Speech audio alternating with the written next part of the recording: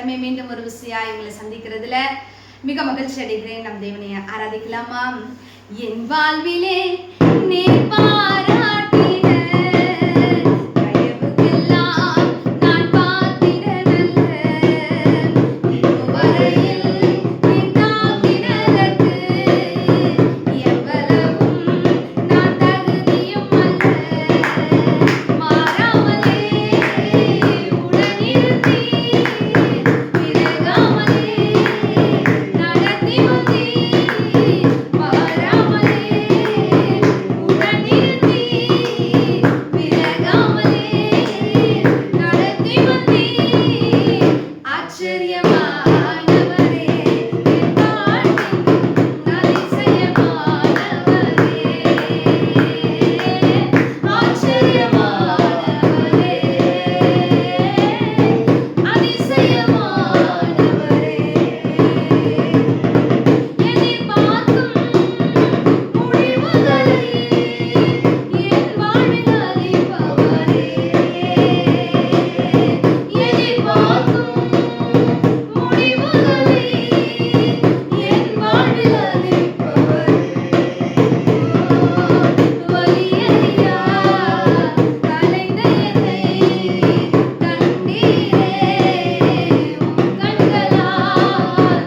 வலியறியாமல் அலைந்த என்னை கண்டீரே உம் கண்களால். ஆச்சரியமானவரே, என் வாழ்வின் அதிசயமானவரே.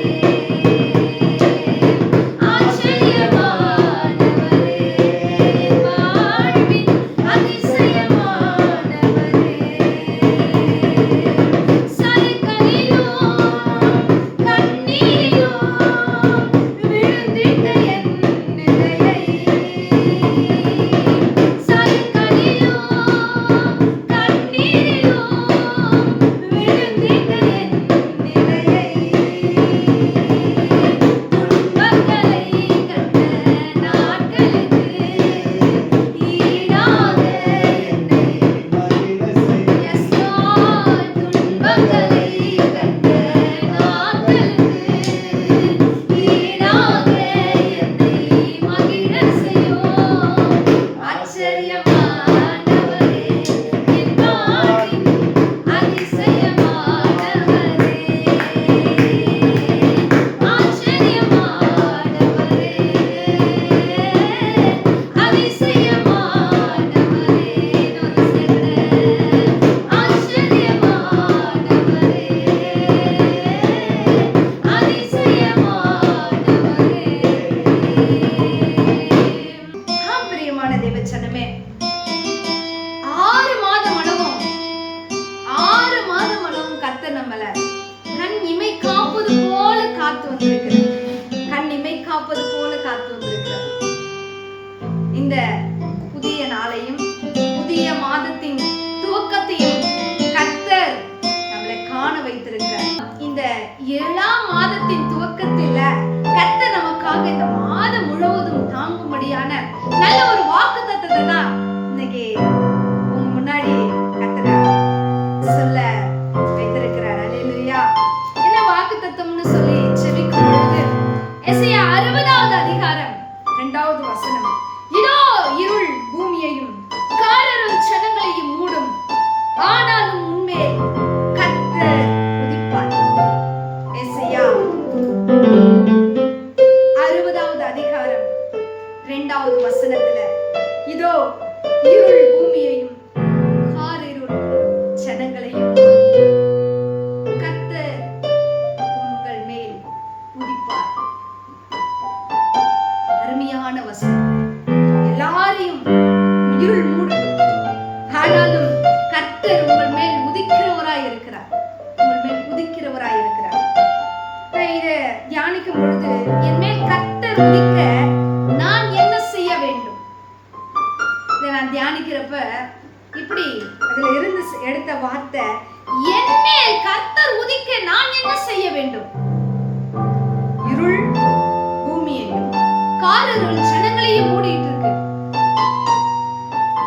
எல்லாரும் படும்படியான வேதனையும் எல்லாருக்கும் இருக்கிற காரிருள்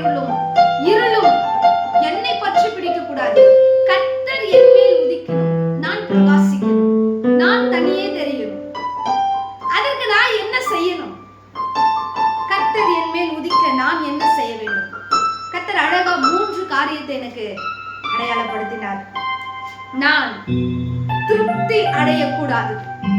முதலாவது காரியம், நான் திருப்தி அடையக்கூடாது. இரண்டாவது காரியம், இருள் என்னில் விலகட்டும் என்று நான் இருளை பார்த்துக்கிட்டு சொல்லிக்கிட்டு இருக்க கூடாது. வெளிச்சம் என்னில் உதிக்க வேண்டும் என்று வெளிச்சத்தை நோக்கி பார்க்கிறவர்களா நம்ம இருக்கோம். ஹல்லேலூயா. அடுத்து, நாம் வார்த்தையை பெற்றுக்கொள்ள வேண்டும். வார்த்தையை பெற்றுக்கொள்ள வேண்டும். அப்பொழுதுதான் நம் வெளிச்சத்தில் நடக்க முடியும். நாம் வெளிச்சத்தில் நடக்க முடியும். இந்த 3 காரியத்தை கர்த்தர் எனக்கு அடையாளப்படுத்தினார். நான் பாருங்க, இந்த இருள் எல்லாரையும் மூடி இருக்கட்டும். என் மேல் கர்த்தர் உதிக்கணும்னு நான் என்ன செய்யணும்? என் மேல கர்த்தர் உதிக்கணும். இந்த மாதத்துல கர்த்தர் என் மேல் உதிக்கணும். இருள் மூடட்டும். ஜனங்களை காரிருள் மூடுகிறதா இருக்கிறது. ஆனால் கர்த்தர் உண்மையில் உதிப்பார்னு சொல்லி எழுதி இருக்கிறதே. இந்த கர்த்தர் என் மேல் உதிக்கிறதுக்கு நான் என்ன செய்ய வேண்டும்? என்ன செய்ய வேண்டும்னு சொல்லி கேட்கும் பொழுது, நான் திருப்தி அடையக்கூடாது. நான் திருப்தி அடையக்கூடாது. இருளை பார்த்துட்டு இருளிலேயே இருந்துகிட்டு இருளை பார்த்து இருள் என்னை விலகட்டும், இருள் என்னை விலகட்டும்னு நான் சொல்லக்கூடாது. வெளிச்சத்தை நோக்கி பார்க்கிறவர்களா நம்ம இருக்கணும். 3வது, வார்த்தையை நாம் பெற்றுக்கொண்டு நடக்கிறவர்களா இருக்க வேண்டும். வார்த்தை, இது 3த்துக்கும் அழகா உங்களுக்கு விரிவாக்கத்தை நான் சொல்ல போறேன். பாருங்க, ஆதியாகமம் 25வது வசனம், 25, 30, 31 வசனங்கள்ல நீங்க நம்ம வாசிக்கலாம். யார் இந்த திருப்தி அடையாம இருக்கு? என்ன காரியத்துல நம்ம திருப்தி அடையக்கூடாது என்று கேட்டீங்கன்னா, நம்ம போதும், ஜெபித்தது போதும், துதித்தது போதும், இந்த மாதிரி காரியங்கள் எல்லாம் நாம் திருப்தி அடைந்துடக்கூடாது. அதாவது ஃபர்ஸ்ட் நான் சொல்ல வர்றது என்னன்னு கேட்டா, என்னோட கூட இருக்கிறவன் இந்த கஷ்டத்தை அனுபவிச்சுட்டு இருக்கான், பரவாயில்ல. இந்த கடன் பிரச்சனையில அவன் இத்தனை லட்சத்துல கடன் இருக்கான், பரவாயில்ல. எனக்கு இவ்வளவுதான் கடன் இருக்குது. அவன் இவ்வளவு கஷ்டத்தை அனுபவிச்சுட்டு இருக்கான், பரவாயில்ல. நானாவது இவ்வளவு மேலா இருக்கேன் அப்படின்னு சொல்றதுல நம்ம திருப்தி அடைந்திருக்கிறாரு. பிரியமான தேவ ஜனமே, அவர்களை காட்டிலும் நம் தேவன் வல்லமை உள்ளவர். நாம் எதிலும் திருப்தி அடைந்திடக்கூடாது. திருப்தி நமக்குள்ள வந்துடக்கூடாது. பாருங்க, யாக்கோபு பத்தி தான் இதுல போட்டிருக்கு. ஆதியாகமம் 25வது அதிகாரத்துல எழுதி இருக்கு. ஆதியாகமம், அப்பொழுது யாக்கோபு, உன் சேஷ்ட புத்திர பாகத்தை கொடு அப்படின்னு சொல்லி கேட்கிறாரு. ஒரு வாட்டி கேட்டதோடு விட்டாருன்னு பாத்தீங்களா? சத்தியம் பண்ணி கொடு இந்த சேஷ்ட புத்திர பாகத்தை அப்படின்னு சொல்லி. நான் திரும்பியுமாய் ஏமாற்றினது நமக்கு எல்லாரும் அறிந்ததே. எல்லாரும் அறிந்திருக்கும். 2 முறை அவன் சகோதரனை ஏமாற்றி அந்த சேஷ்டபுத்திர பாகத்தை வாங்கி கொண்டான். ஏசாதை விட்டு கொடுத்துட்டு போனவனா இருக்கிறான். ஹல்லேலூயா. நாம் திருப்தி அடையக்கூடாது. பிரியமான தேவச்சனமே, கர்த்தர் நம்ம மேல் உதிக்க நாம் எந்த விஷயத்துல, எந்த காரியத்திலையும் கர்த்தர் இடத்துல பெற்றுக்கொள்ள வேண்டிய அந்த ஆசீர்வாதத்துல நம்ம திருப்தி அடைந்துடக்கூடாது. இவ்வளவு போதும், இது பண்ண முடியும், இதுதான் என்னால இவ்வளவுதான் ஜெபம் பண்ண முடியும், இவ்வளவுதான் முடியும், அப்படிலாம் நம்ம திருப்தி அடைந்துடக்கூடாது. இந்த ஜெபம் போதும், 1 மணி நேரம் ஜெபம் பண்ணா போதும், அதுதானே ஏசப்பா கேட்டிருக்கிறார். அப்படி அல்ல. நான் திருப்தி அடையக்கூடாது. பாருங்க, ஒரு முறை யாக்கோபு ஜெபம் பண்ணிட்டு அவர் இடத்துல, அவங்க சகோதரன் இடத்துல கேட்கிறாரு, என்ன சேஷ்டபுத்திர பாகத்தை பிச்சு போடுகிறியா அப்படின்னு சொல்லி. சமயம் கிடைக்கும் போதெல்லாம் யாக்கோபு அந்த காரியத்தை சேஷ்டபுத்திர பாகத்தின் மேலேயே கண்ணோக்கமா இருக்கிறார்.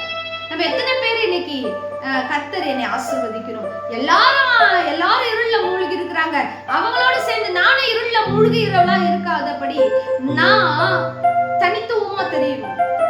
அதற்கு நான் என்ன செய்யணும்? நான் திருப்தி அடையக்கூடாது. தேவச்சனமே,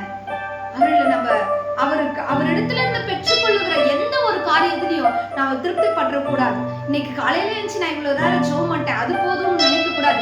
சாயந்தரம் வந்து நான் இவ்வளவு நேரம் இல்ல, அவரோடு நம்ம பயணிக்கிறவர்களா இருக்க வேண்டும். திருப்தி அடைந்திடக்கூடாது. யாக்கோபு திருப்தி அடையவில்லை. பாருங்க, ஃபர்ஸ்ட் சேஷ்டபுத்திர பாகத்தை கேட்டு வாங்குறாரு. ஒரு கூழை கொடுத்துட்டு சேஷ்டபுத்திர பாகத்தை வாங்குறாரு. 2வது தகப்பன் இடத்துல போய் ஆட்ல கறியை கொடுத்துட்டு அந்த சேஷ்டபுத்திர பாகத்துக்கான அந்த ஆசீர்வாதத்தை வாங்கிக்கிட்டாரு.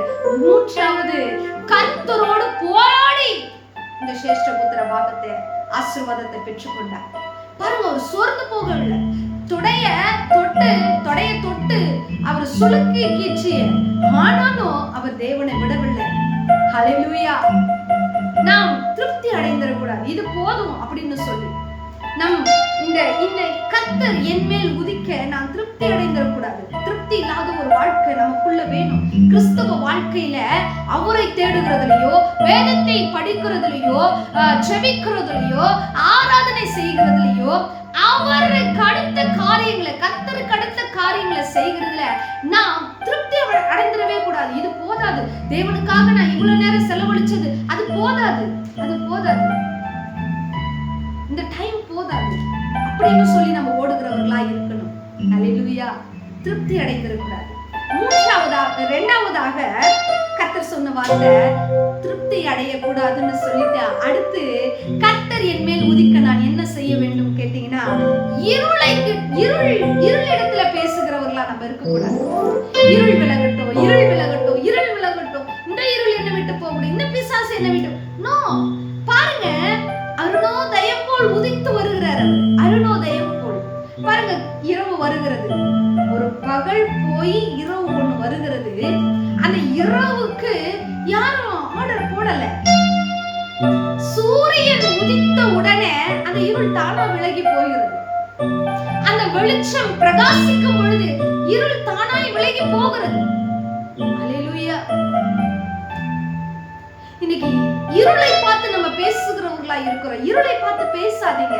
கரண்ட் ஆஃப் ஆயிடுச்சு, லைட் ஆஃப் ஆயிருது, உடனடியாக அந்த லைட் போயிடுச்சு, அந்த பவர் போன உடனே நம்ம என்ன பண்றோம், அடுத்து என்ன செய்யலாம் அந்த வெளிச்சத்துக்குன்னு சொல்லி நம்ம யோசிக்க ஆரம்பிக்கிறோம்.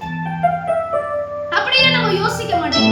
கர்த்தர் என் மேல் உதிக்கணும்னா, இருள் என்னை விட்டு விலகணும்னா, இருளை பார்த்து நீங்க பேசிக்கிட்டு இருக்காதீங்க. இருள் உங்களை விட்டு தானா விலகும். எப்பன்னு கேட்டீங்கன்னா, கர்த்தர் உங்கள் மேல் உதிக்கும் பொழுது, பிரகாசிக்கும் பொழுது, பிரகாசமான அந்த வெளிச்சம் மகிமை ஒளியில வெளிப்படணும். பிரியமான தேவஜனமே, அல்லேலூயா. மகிமை எப்படி வெளிப்படும்? மகிமை எப்படி பிரகாசிக்கும்? எப்படி பிரகாசிக்கும்?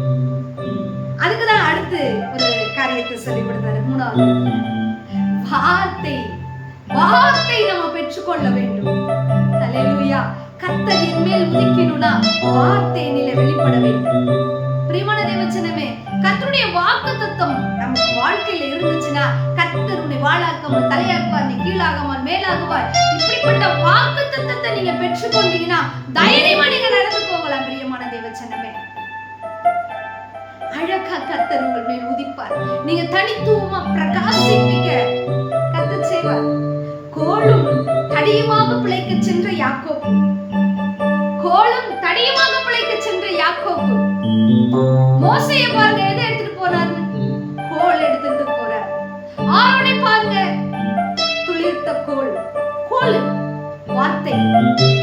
கர்த்தர் என் மேல் உதிக்க வார்த்தை ரொம்ப முக்கியம். பிரியமான தேவஜனமே, நமக்கு ஒரு கஷ்டம், எல்லாரும் போல திருப்தி அடைந்து உட்கார்ந்துறாதீங்க. அவங்களும் கஷ்டப்படுறாங்க, நம்மளும் கஷ்டம். நோ, இல்ல, அவங்க கஷ்டப்படலாம்.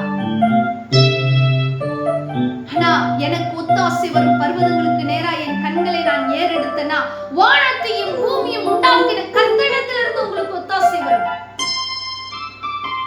கர்த்தரிடத்துல பேசும் பொழுது அவர் நம்மளிடத்துல வந்து பேசுகிற, இப்பேற்பட்ட நம்மளுக்கு சமீபமா இருக்கிற ஒரு நல்ல தேவத்தை தான் நம்ம வணங்கிக்கிட்டு இருக்கிறோம். பிரியமான தேவஜனமே, அப்ப அவங்க இருள்ல இருக்கலாம், நான் இருள்ல இருக்க கூடாது. பூமியே இருள் சூழ்ந்து இருக்கலாம், ஆனா நான் இருள் சூழ்ந்து இருக்க மாதிரி இருக்க கூடாது. பாருங்க, அடுத்து யார் இந்த இருள் சூழ்ந்த இடத்துல இருந்து வெளியில வந்ததுன்னு கேட்டீங்கன்னா, யாத்ராகமம்.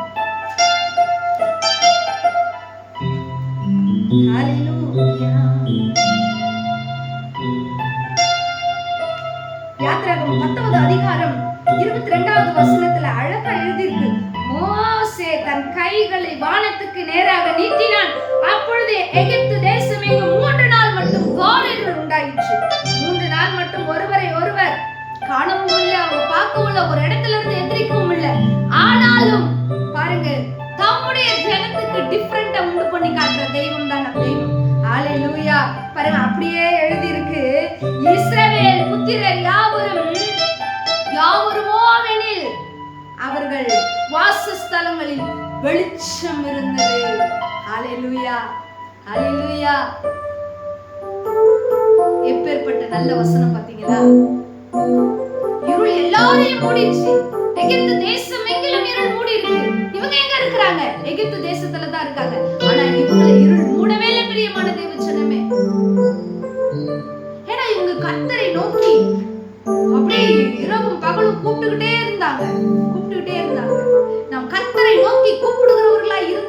அந்த இருள் நம்மளை மூடாது.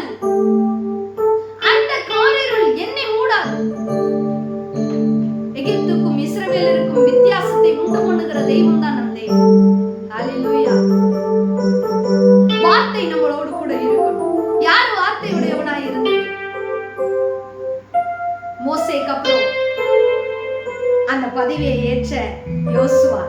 ஹல்லேலூயா. யோசுவா என்னாகமம் 27:18 நீங்க வாசிச்சு பாத்தீங்கன்னா தெரியும். அழகா சொல்லியிருப்பார்.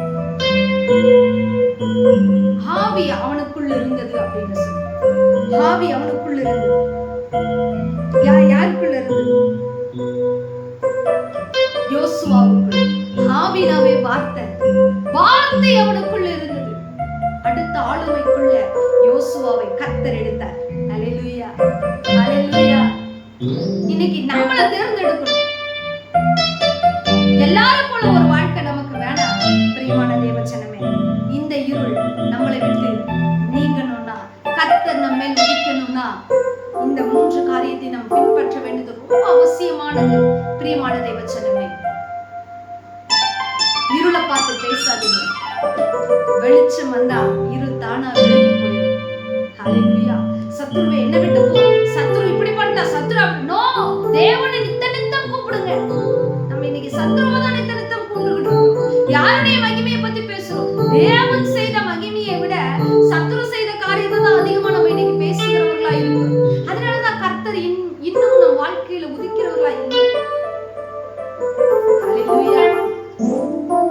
இந்த மாதத்துல உங்களை இந்த வார்த்தை தாங்குவதாக, இந்த வாக்குத்தத்தம் உங்கள் மேல் பழிப்பதாக. கர்த்தர் உங்கள் மேல் உதிப்பாராக. நானும் உங்களுக்காக ஜெபிக்கட்டுமா? எங்களை நேசிக்கிறதா நல்ல தகப்பனே, தன்மையான நேரத்துக்காக நன்றி செலுத்துவோம். இதோ இந்த 1ஆம் தேதி காலை வேளையில ஆண்டவரே, இதை கேட்கிற ஒவ்வொருவருக்கும் ஆண்டவரே, உங்க வாழ்க்கையில் இருக்கிற இருள் விலகுவதாக இயேசுவின் நாமத்தினால். இருள் நிலை நீங்கி கர்த்தர் இவர்கள் வாழ்க்கையில் இவர்கள் மேல் உதிப்பீராக. வார்த்தையை பெற்றுக்கொண்டு, வார்த்தை என்கிற கோலை சுமந்து கொண்டு இவர்கள் கானான் தேசத்துக்கு பயணிக்க கர்த்தர் கிருபை பாராட்டணும்னு சொல்லி ஜெபிக்கிறேன். இந்த அன்பு ரட்சகர் கரத்துல ஒப்புக்கொடுத்து ஜெபிக்கிறேன். இந்த ஜெபம் கேளும் ஜீவனுள்ள நல்ல பிதாவே. ஆமென். ஆமென். கவலைப்படாதீங்க. கர்த்தர் உங்கள் மேல் இருப்பார். Praise the Lord. God bless you.